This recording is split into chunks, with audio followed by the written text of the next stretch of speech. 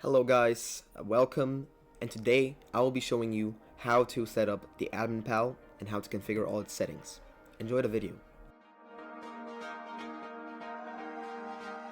So let's get started.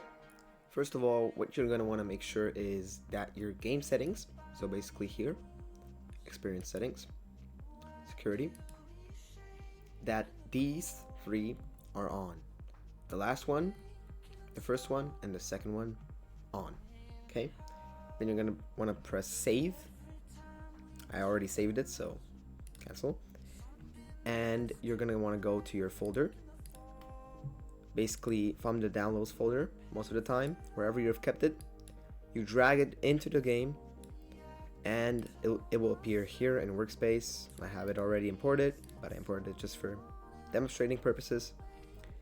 And then you're gonna want to open this, and you're going to see your readme, permissions, and these two models here. So basically these files include everything you need to know about the AdminPal, but I will be going over everything in this video, so you won't have to worry about anything or missing out on anything. So what we're going to do is ungroup these, as it says here, at wherever they have to be ungrouped. So this says server script service. So you're just gonna drag it and put it in here, and then right click, ungroup, as well as this one, starter player scripts. Let's go down here, right click, and ungroup. As you can see, this is how it should look like. And what you're gonna want to do then is start the game and test if the panel works. So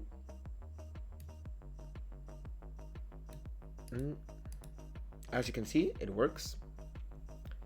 It just took a little bit of time to load, but you can open the panel through the button or through a command in chat. Admin panel. Boom. This interface will appear, and you'll have these tabs here, as well as this drop down here. First, what you're going to do is, of course, if you want to know how to moderate, you're going to want to go here and choose a user. You can either do that by selecting one of the users in the server currently, so that's only me right now, or you can choose all users. You can moderate all users, or you can put in an offline user through username or user ID, or you can also, for quicker finds, put a display name for online people in your server. After you've done that, these tabs will unlock, and you will be able to moderate with different commands. You can also search for commands right here. For example, ban, freeze, kick, and you can find the things you need. This searches in every tab. So as you can see here, it says general because it's in general tab for shutting down the server. Or you can also kick, which is in the moderation tab we're in right now, for removing the user you've selected right now from the server. After you've done that, after you've understood this is basically the same, except with trolling commands. We will come to the important parts, the moderation logs and the settings. Here you can do a lot of things. Basically, what the moderation logs do is they record every action by an admin and to who it's done, basically. So if I were to, for example, force jump myself, or make a cage, or fling myself, everything would be recorded in the moderation logs. So basically, if I go here, as you can see, player fling by me to me, because there's no one else in the server, and caged, cage removed, forced to jump 2 times. You can remove these logs single-handedly, or you can clear them all. And if you have connected a Discord webhook, you can also export them as a TXT file to your webhook, So all of these will be in a txt, in a text file, and you'll be able to review them and use them for different purposes. So as you can see here, I can, for example, remove it like this, or I can clear all, and it will remove every log. As you can see, it lagged a little bit, but that's because of the server I'm in. My PC is kind of slow, but it will work perfectly fine on your end, so nothing to worry about. So as you can see, these are the moderation logs, and then we have the settings. Now this is the complex part of the AdminPal. It's to make your AdminPal very secure. Basically, you can manage what permissions everyone has on your panel specifically, so you can make sure that no trollers get through and that nobody abuses this panel. As you can see here, this is panel access. This is only for your liking. So if you don't want to have the chat command admin panel, you can turn that off, or you can turn the button off, but you would have to have one of them on so you can open the panel somehow. So you can't turn this off right now. I'm clicking because this is off. So if you turn this on, you can turn this off, and vice versa. So I want both on, but yeah. You have these three base roles down here: co-owner, super admin, and admin. You can assign roles single-handedly, so basically to users. You define user IDs in the config, which is in server script service, I think. Somewhere there, yeah, I think there. You can configure it there. We will get to that in a second. Or you can also afterwards configure the more basic stuff here, or the more specific stuff, because it's harder to do in a script. So what you can do here is you can drag these to reorder the hierarchy. So what is basically, the admin can't edit the super admin permissions, and the super admin can't edit the co-owner permissions, and the co-owner can edit all of these permissions down here.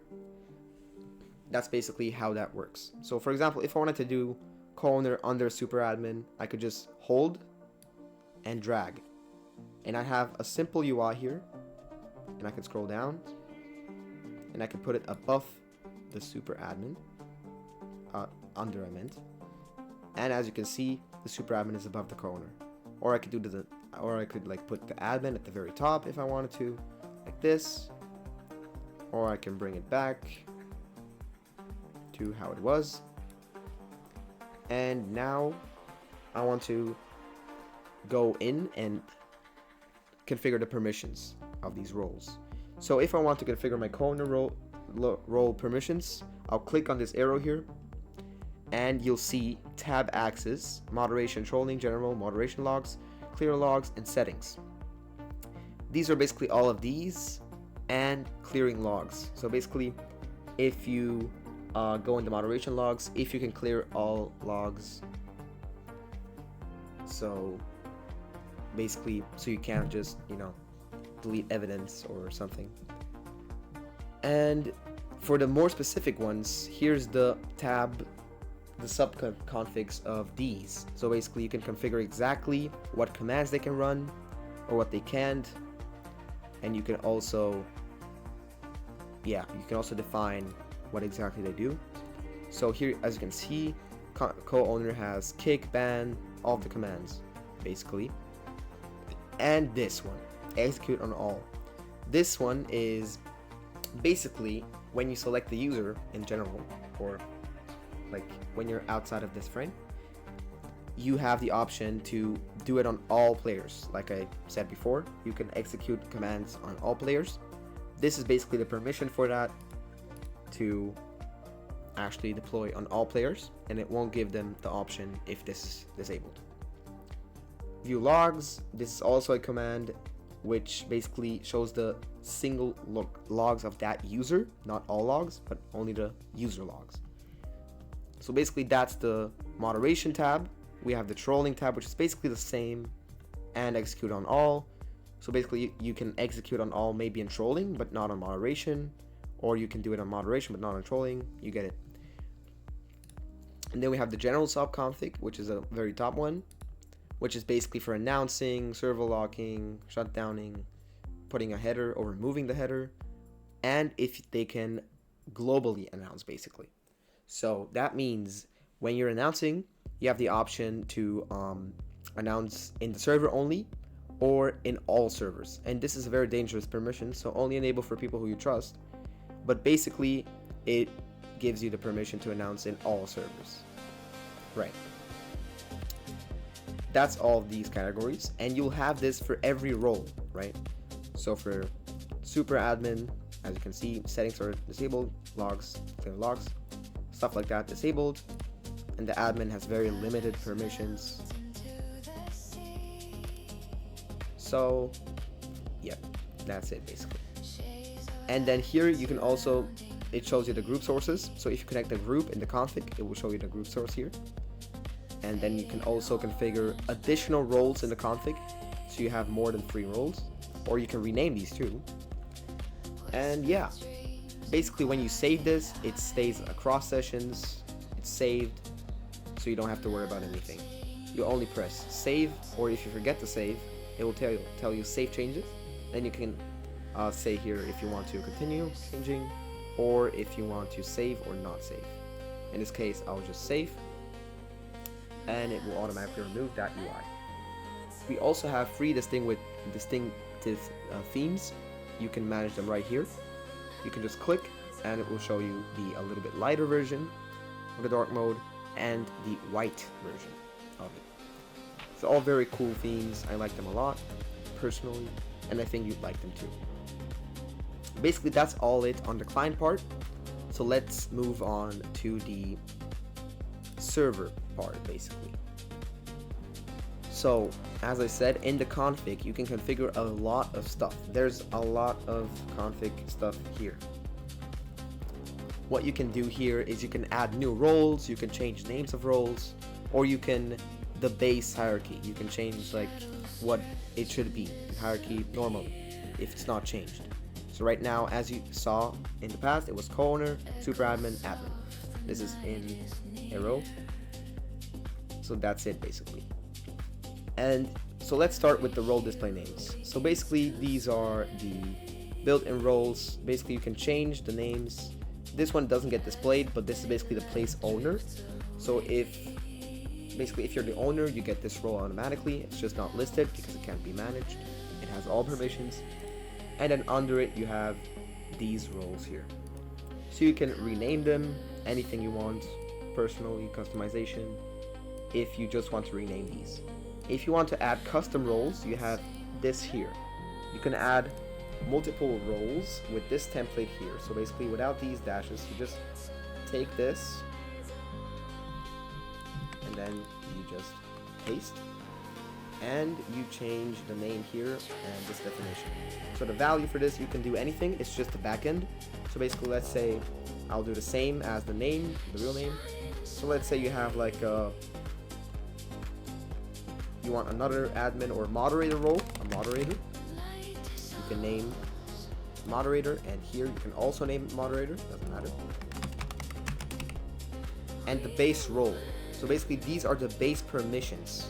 So as you saw before, they had different permissions, the co-owner, super admin, and admin.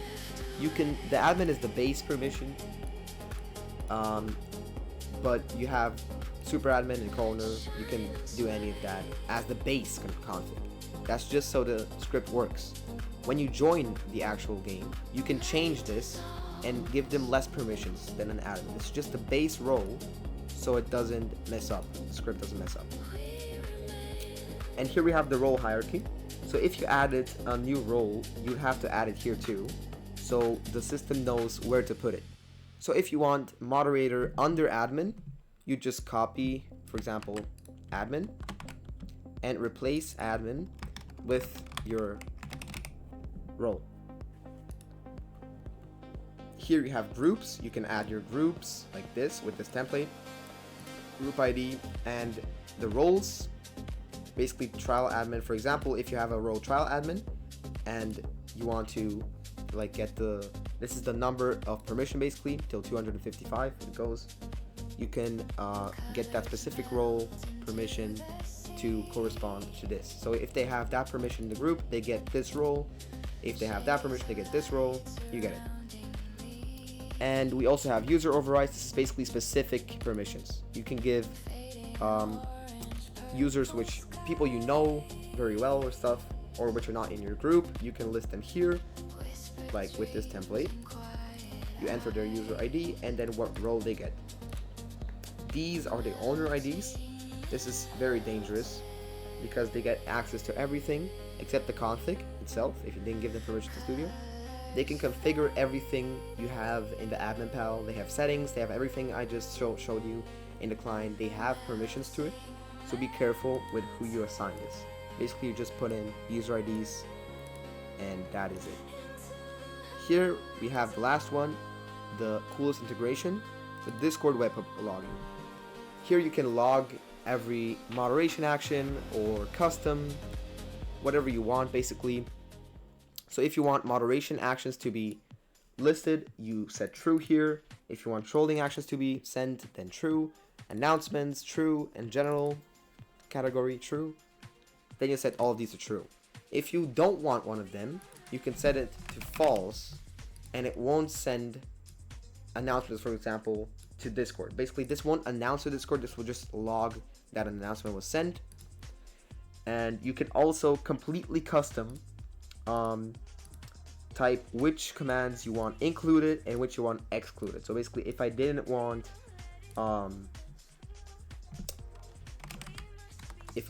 like freeze commands to be sent, you would basically just take this template here, basically like this. You can copy it over if you like, it's easier. And then you can just change the names inside. So for example, I don't want freeze. You would have to check, of course, what the exact names are for these, but you get it. It would be basically very useful. And after you've configured this, which I don't want right now configured, but